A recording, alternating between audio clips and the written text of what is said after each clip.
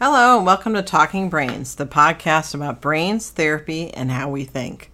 I'm your host, Dr. Stephanie Sarkis. Go ahead and click that subscribe button and rate the podcast too. It's appreciated. Today we have a chat about mental energy with Irene Kerzhnerman, PhD. Dr. Irene Kerzhnerman is a licensed clinical psychologist with offices in Boca Raton, Florida. With over 20 years' experience, she has been trained to understand the relationship between the body and mind and to help people maximize their overall health. Dr. Kerzhnerman's mission is to provide research-based, reliable psychotherapy and educational services in a way that anyone can relate to. After graduating with honors from New York University, Dr. Kerzhnerman received her graduate education at Medical College of Pennsylvania, Hahnemann University in Philadelphia. After working in a variety of settings, including inpatient hospitals, intensive outpatient programs, community mental health centers, college counseling centers, and private rehabilitation programs, Dr. Kerzhnerman entered private practice and continues to provide a safe environment, comforting support, reliable clinical expertise, and professionalism in helping others. Her website is drireneonline.com. That's DRIRENE online.com. And we're going to be talking about mental energy as expenses and income. Is your account balanced? Enjoy. Irene's based in Boca Raton, Florida. We met about 10 years ago and been friends ever since. And Irene's going to talk a little bit about how your personal energies are a commodity and a resource. So, Irene, tell me a little bit about that and then the 3-Minute Thursdays that you've been doing. The birth of 3-Minute Thursdays came from the fact that people are always talking to me about how busy they are. And that's where this energy thing comes in a minute. But sometimes we're also busy. There's so much going on in everybody's lives, and everybody has this goal of personal development and growth and taking care of themselves, but the first thing they say is, but I don't have time. But I think anybody can find 3 minutes, whether it's while you're waiting for somebody or in a line, to really just take a minute and think about how they can improve their lives and how they can make themselves healthier. So I thought a 3-minute snip of here's something practical and accessible and concrete that you can do to kind of start thinking about self-care that would be easy to apply or relatively doable, at least. But as far as energy as a resource and as a commodity, so all the time, every time I'm in the office, I hear somebody say to me, I'm so tired, I'm so irritable, I just don't have the patience for anything. I don't know why. I'm anxious all the time, and I can't put my finger on what's causing it. And when I start asking them about their life and I start finding out what's going on for them, it becomes clear to me why they're so irritable or anxious or overwhelmed. It's because they are exhausted by all the demands of their life. And I've developed this metaphor over time to talk about energetic expenses, all the things that we do, all the effort that we put forth as parents, as spouses, as children, as coworkers, as friends, as people, as expenses, things we put energy into. And then there's energetic income, things that we do to kind of recharge our batteries. And that typically falls under 5 categories: eat, sleep, breathe, laugh, and move. But what people will do energetically is something that would make no sense to them financially at all. They say that I have so many expenses, I have so much to do, that the only possible way that I can pay all my bills is by quitting my job. So here's my plan. I'm going to quit my job. I'm going to stop taking care of myself, and I'm just going to pay my bills. And when I say that to people in my office, they look at me funny because it makes no sense. Mm-hmm. And then we start looking at, all right, let's run with this metaphor. Let's look at your energetic expenses. Let's look at what you're doing for energetic income to bring energy in. And let's see where your account's falling short. Ah, okay. I like that account's falling short idea. So what's an energy kind of vampire and what's an energy giver? Well, energy vampires are kind of a different category in the sense that that's the stuff but energy vampire would be something that is sucking your energy resource, mm-hmm. and you're getting very little back from it. Like if you're running your AC with the windows open, you're going to have a high electric bill, you're going to have a hot house. it's not going to work. And those are the people or the things in your life that you want to evaluate and take a look at. Like, am I putting a lot of effort into this person, into this relationship, into this project? And what am I getting out of it? What's my return? So I'm wondering, energetic expenses, are those tricky for people to change because maybe they are getting some benefit out of it? I think it's when people start thinking, realizing and labeling things as expenses, things I choose to spend a valuable commodity on. Some of them you can't give up, and some of them are tricky to give up because there is some gain to it, and now you've got to figure out, well, cost-benefit analysis and what am I really getting out of it. But some of them are obvious when you start thinking, wow, what am I putting energy into? And some things that you might be doing are really, you're putting a lot of energy into it. You're not getting anything out of it. Like, for instance, relationships where maybe old friendships that you do all the work. You're the one constantly calling. You're the one constantly asking. You're the one putting all the effort in. And what you're getting back out of it is a sense of being rejected or being turned away. Well, why are you continuing to put energy into that? Is that an expense you want to keep paying? So it's expenses that people don't maybe not even realize that it's costing them. Right, because people really aren't used to thinking of energy as something that they give. That's something limited. That they control of. Right. If I say to you, okay, this thing, I'll give you an example. I had a client a few years back. She had a daughter in preschool. And she had her mind on this one preschool for her daughter to go to. Her daughter at the time was like 3 or 4 years old. In order to get her child to this preschool, it was a 45-minute drive in each direction during traffic hours. And she had to be late for work and leave early for work. And the daughter was not having a good experience there because the school wasn't adjusting to the daughter's needs, but the school had an amazing reputation. So we were talking about it. I'm like, how much effort are you putting into this? What are you getting out of it? And she's like, wait a minute, this really doesn't make sense. I said, you're making yourself crazy. Your daughter's going to learn to count anywhere. Your daughter's going to learn her colors in a good school.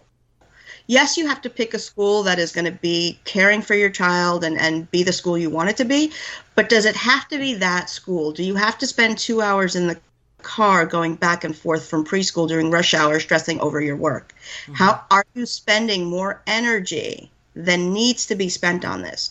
And she made the simple adjustment of switching her daughter's school to a school that was a little closer to home, that was a little more flexible to her daughter's personal needs, that didn't quite have the fanfare reputation, but it changed the life of her whole family.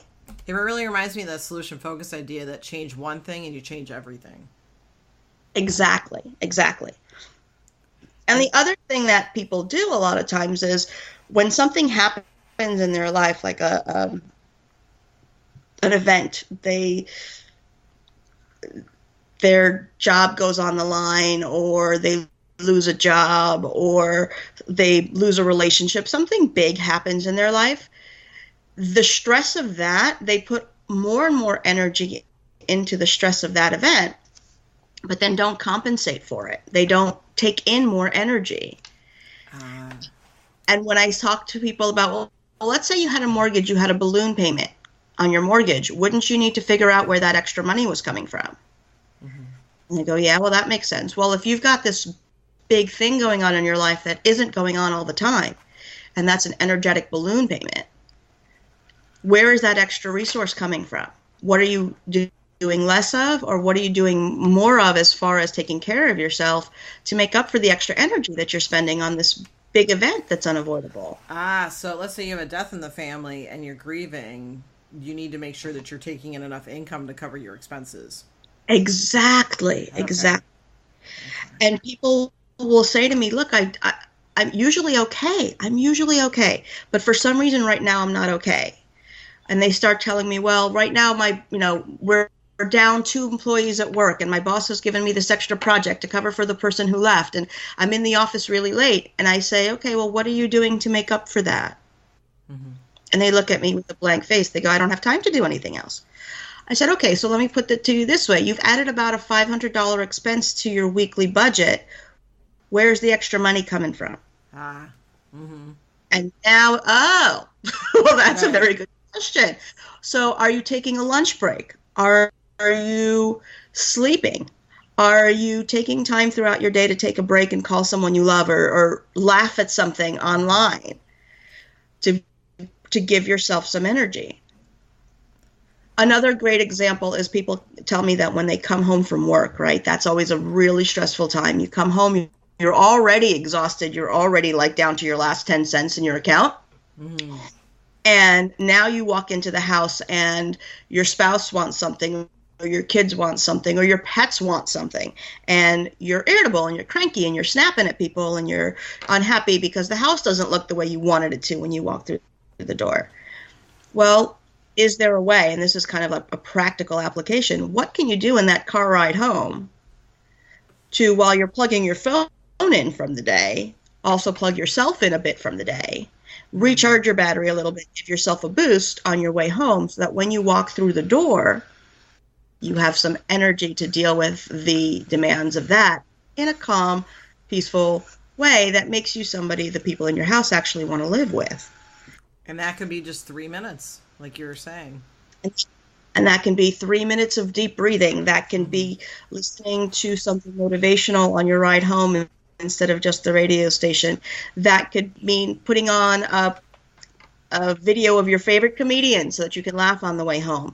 It can mean using your Bluetooth to be safe, making a phone call to someone that you've been meaning to catch up with. I catch up with all my friends on my drives because it's the only time I'm alone. Mm-hmm. If I'm alone in the car.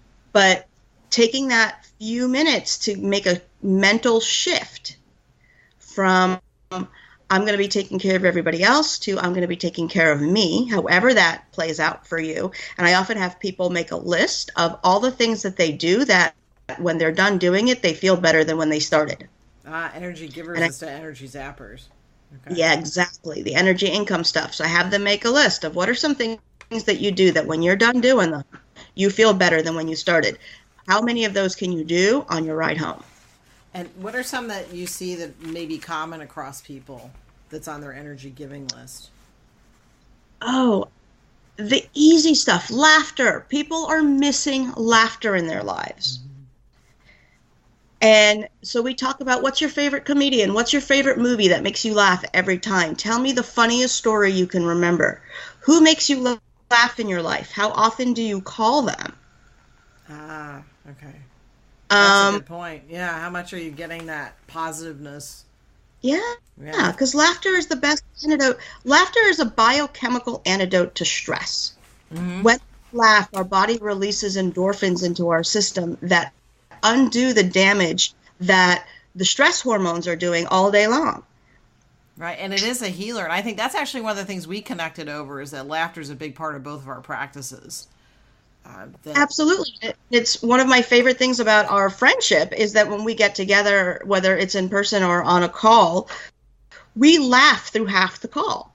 And you actually said a few minutes ago, if we're laughing, we're doing good. Right.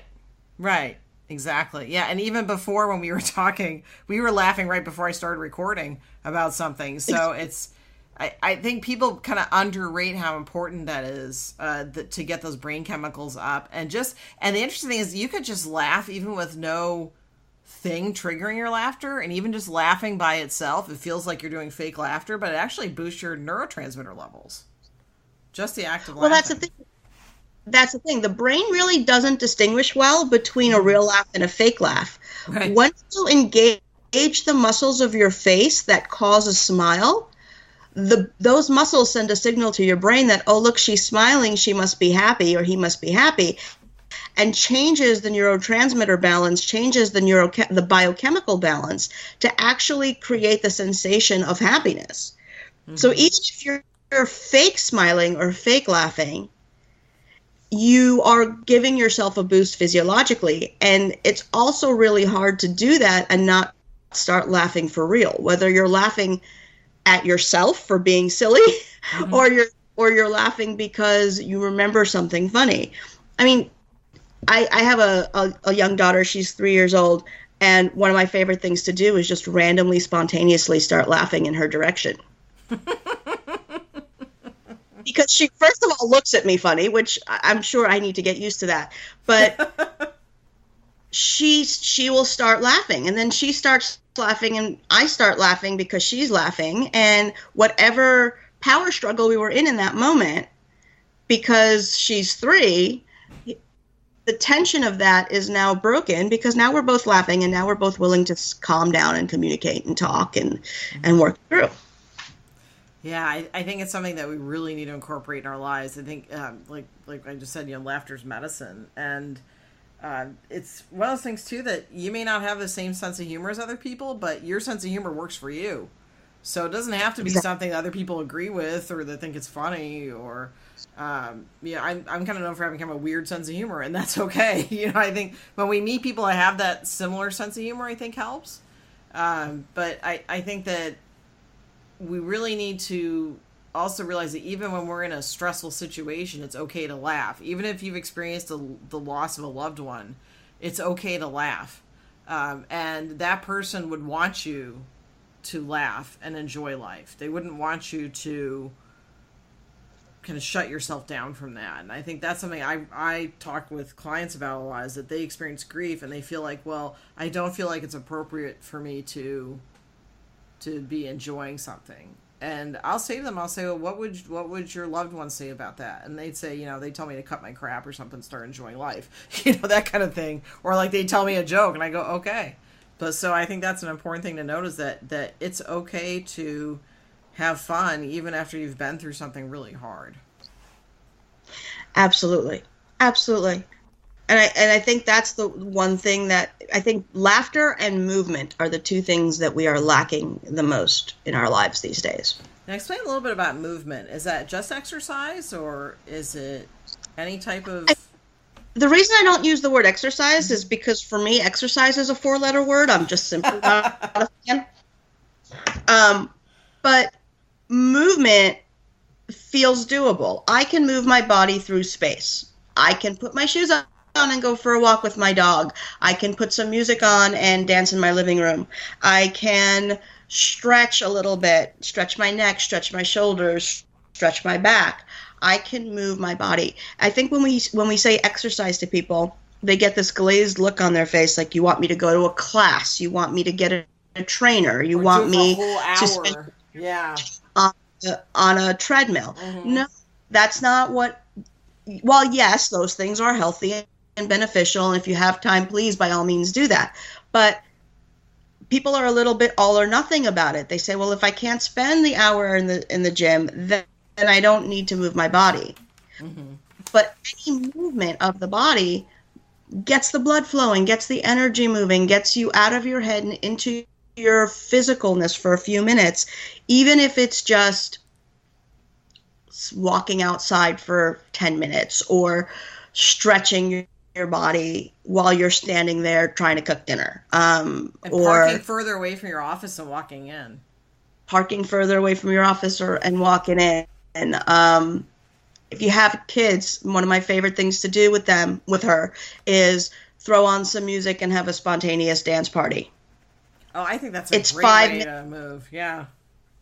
It's 5 minutes of time. Mm-hmm. And if you're not laughing at a dancing kid, it's a 2-for-1 deal. How often do we get? And it's good for their development too. So if you're a parent that wants to, help your kids' motor development, great way to do it. And you're moving around and your kid loves it. It's great bonding time, I think.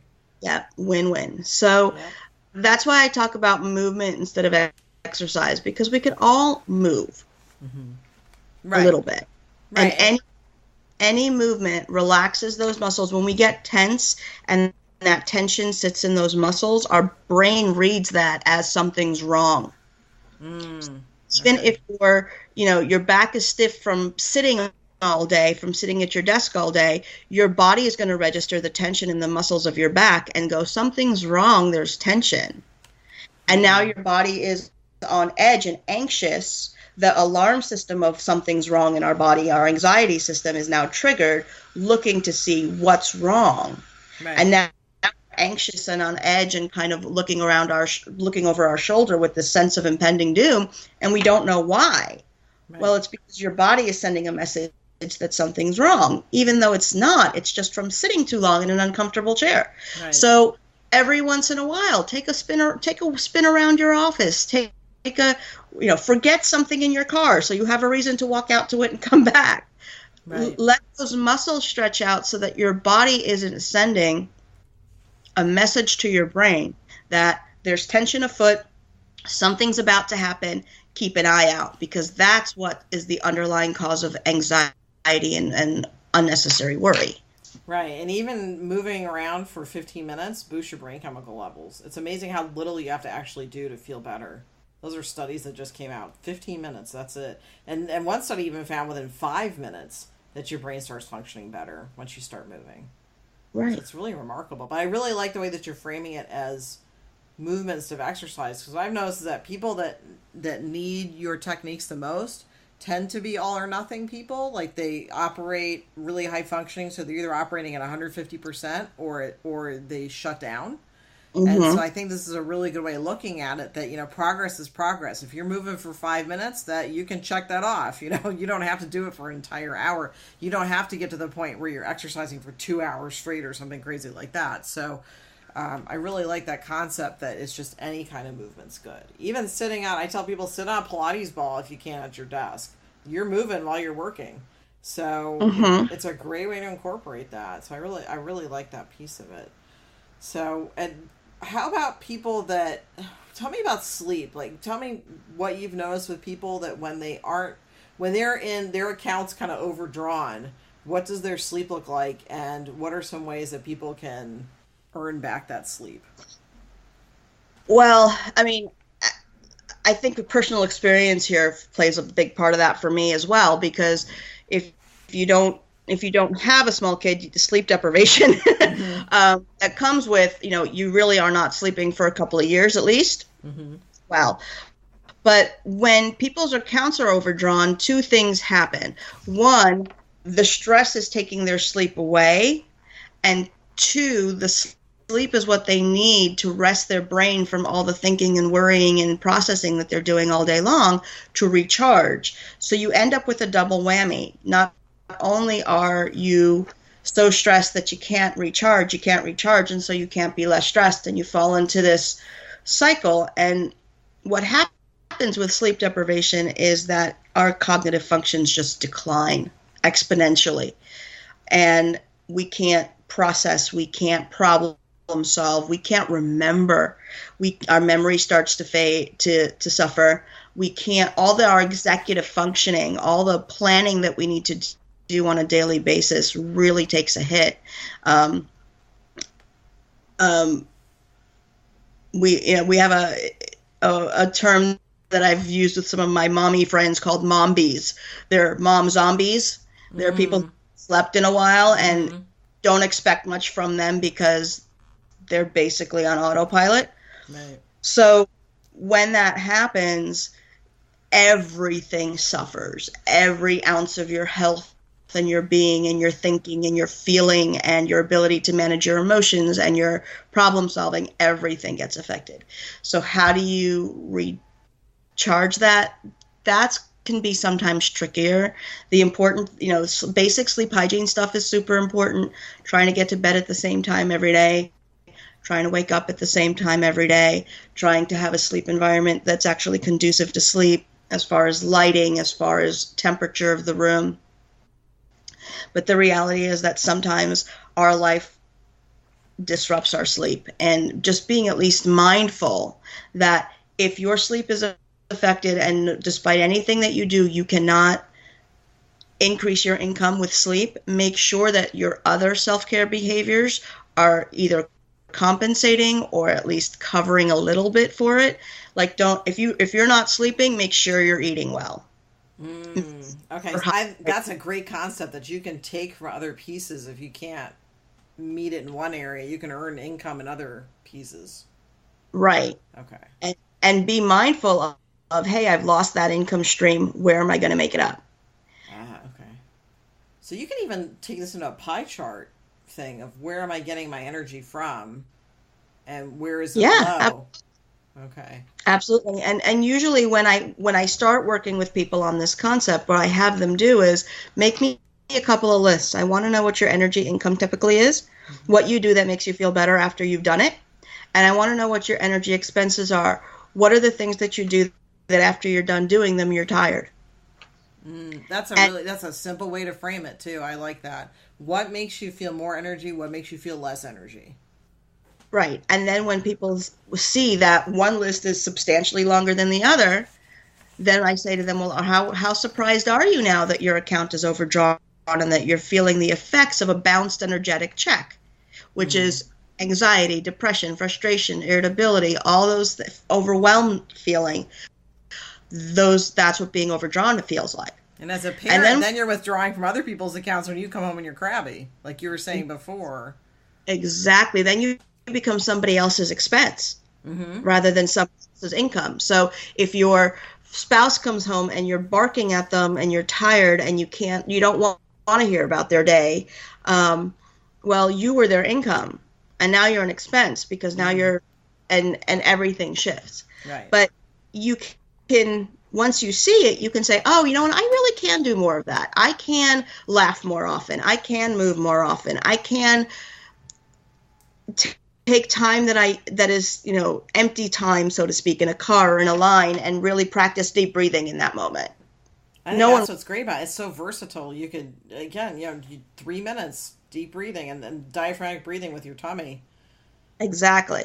So, I mean, and that's really kind of the crux of my work. I want to make things practical for people. There are so many therapists and coaches and people out there who kind of talk about these great theories of how the importance of positivity and all of these things, the importance of self-care, and all of it is great.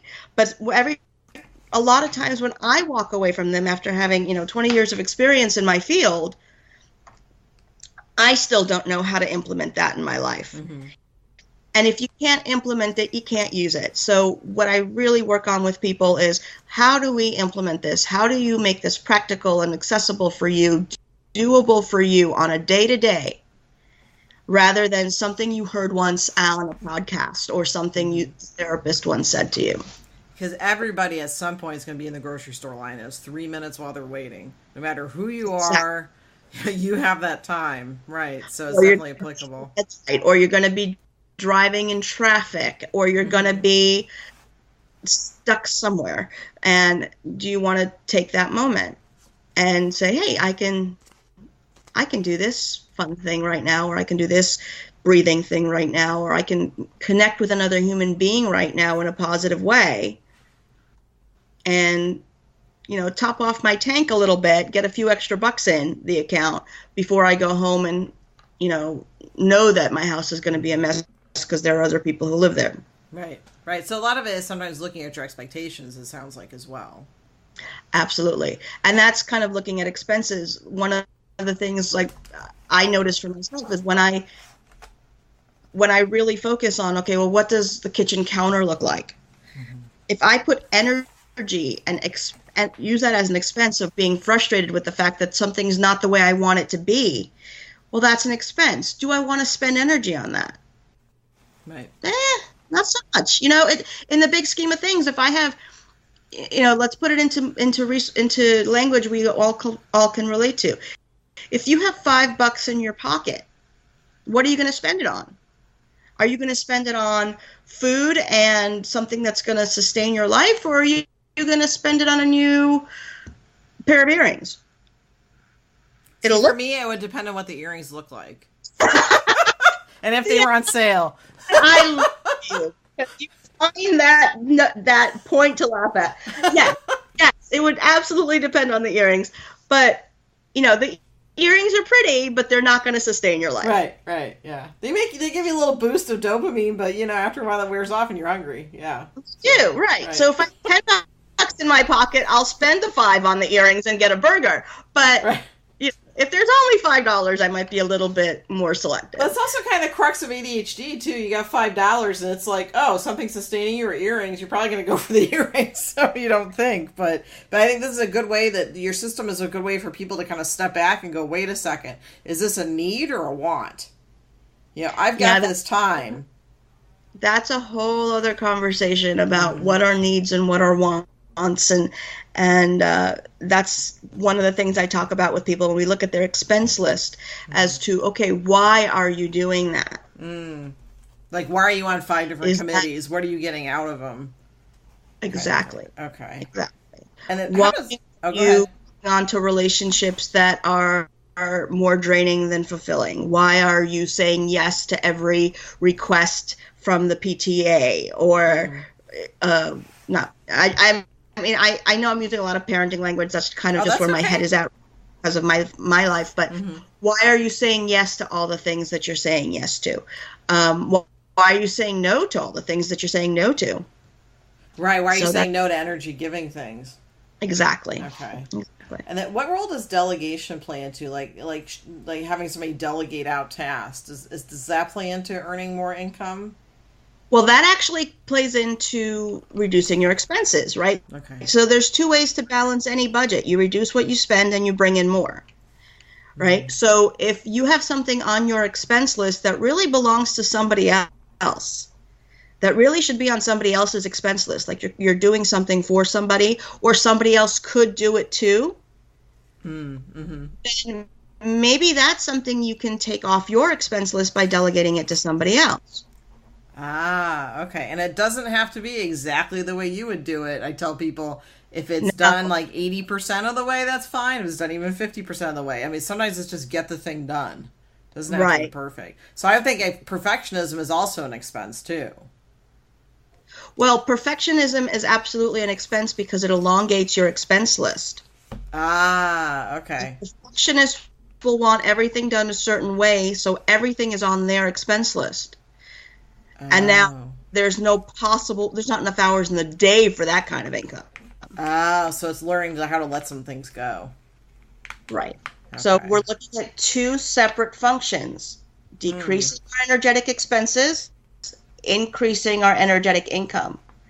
And when we look at decreasing expenses, we look at perfectionism. We look at not delegating what needs to be delegated. We look at wants versus needs. We look at outdated expenses, that service that you started paying for 20 years ago but forgot to cancel. There's a lot of that we have, I think. Yeah. So those are the things. That's why that list of expenses becomes so important, because then we can go item by item and itemize it and say, okay, what's this expense about? Why is that still on your list? I would venture to even say this may be actually fun for people because they're able to delineate exactly where they're putting their energy and where they're getting their energy sucked out of them at. So I think it's actually kind of a relief when people start writing this stuff down. Have you noticed that there's kind of a lifting of emotion? It's incredibly empowering, because when we start this conversation, the buzzword that sends me to this approach is, I don't know why. I'm feeling this way and I don't know why. And the minute somebody says, I don't know why, I'm like, okay, we need to figure this out, because if you did know why, then you'd know what you could do about it. The problem with I don't know why is it leaves us feeling helpless and powerless. And once you can itemize it and figure out what you can do about it and come up with a game plan, now you do know why, and now you know how to change it, and now you're empowered, and that's fulfilling, because as you're making these changes and you're starting to feel better and you're noticing that things that used to break your bank before seem easier, now there's the sense of, I did that, I made myself better, I helped myself, and there's nothing more empowering than that. And then that keeps that ball of success rolling, kind of, once you start.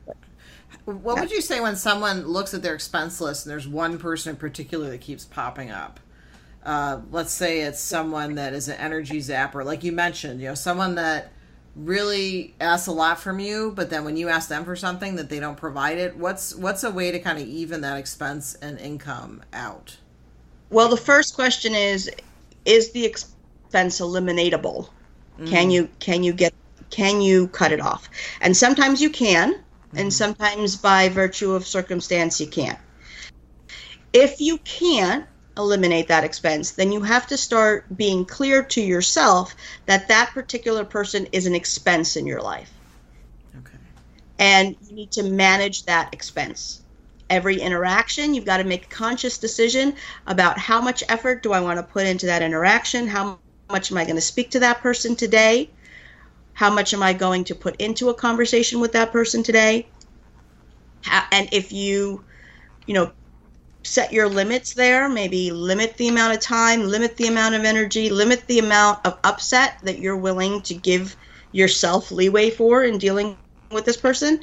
And then if you have had an interaction with that person that day that has drained some of your energy, all right, now I need to refill on that. What am I going to do to now take care of myself, to eat, sleep, breathe, laugh, and move, to make up for this energy that I had to spend, that I couldn't get away from, but really there's no benefit to. But I had to do it. So now how am I going to make up for it? And can you also do this? Well, let's say like you're going to a family reunion. There's somebody there that you know is just an energy taker. So could you, on the way there, would you recommend maybe practicing some of this stuff like deep breathing and maybe some positive self-talk? And absolutely. If you know you're going into an energy zapping situation, come into it with a savings account. Your rainy day. We financially we're told keep 3 months supply, right? So have that rainy day fund ready for the extra energy that you're going to be spending. Spend that drive laughing. Spend that drive planning for fun activities with the people that you actually do like to see. Spend that time reminiscing about all the things that make other people you're about to see positive people in your life, so that the energy zapping person just becomes a side effect, an annoyance of a thing that you have to put up with. So they're taking pennies out instead of whole positive. Dollars.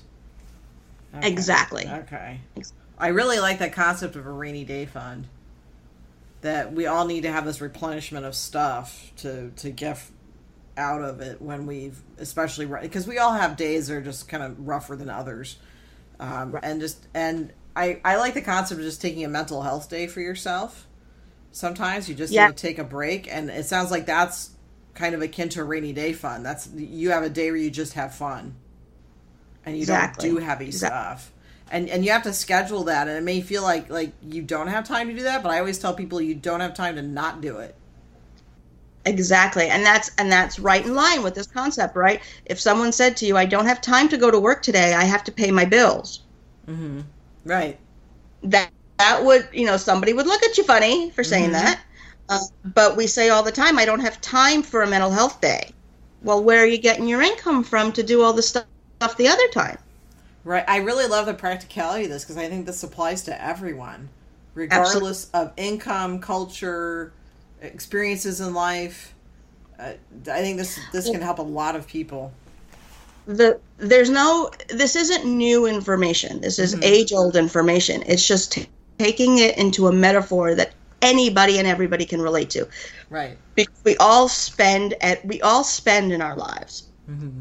And we all earn in our lives.